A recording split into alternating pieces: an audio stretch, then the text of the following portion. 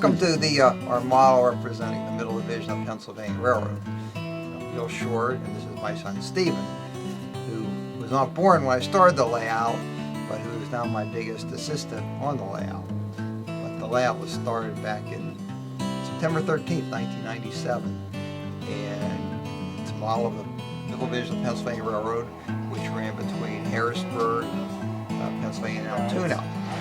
And what motivated me to build a model of this was a visit I took out there in 1975. I was always interested in highway transportation, and I saw on the state transportation map they were building a big expressway out along the Juniata River. I was dying to go out and see it. So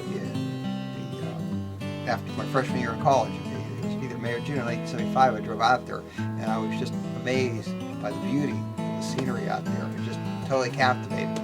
And almost every year since then, I've driven out there. And as I kept going out there, I eventually discovered the railroad. I was already interested in line L trains, but I became interested in the railroad.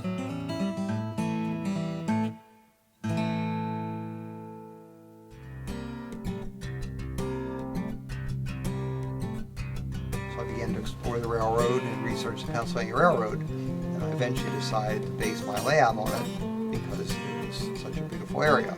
And in the last few years, Steven has given me tremendous help on the layout. He used to go underneath the layout and hand me screws when he was 2 years old when I was putting switches.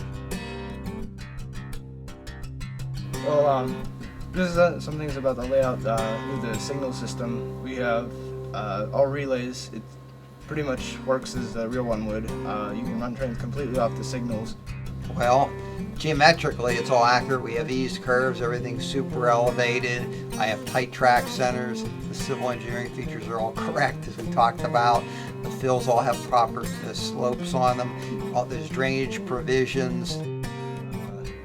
TMCC and DCS, we don't have legacy yet, but that's in the plans. We have the front and back tracks are wired on 2 different transformers, and we have a way to cut all power to isolate problems. It starts off in the 1920s, 30s, and as it works its way west, it becomes more and more modern as it gets towards Harrisburg. You can see it goes from 4 to 2 tracks, and all the cinders fade away, and the ballast gets sloppier, the line poles disappear. That was something I wanted to do because I wanted to run anything that ever ran on the Middle Division from the 1920s, at least till the end of the Conrail, and that was Steven, even into Norfolk Southern. So he's correct.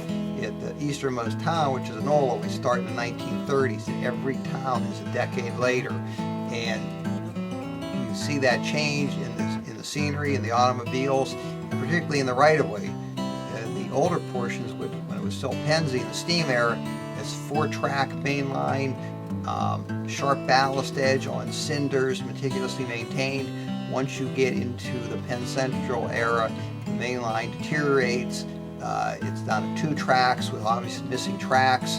The ballast is put down mechanically, so instead of having a sharp edge, it's very irregular. And the Conrail and beyond, it's a better maintained main line, but it's still just 2 tracks on a 3-track right of way, which is unusual for a model railroad. You see in the real world all the time, but I've never seen one model now. And I have one other thing to add. What do I always say? You too can be a fan of the great standard railroad of the world. Thank you.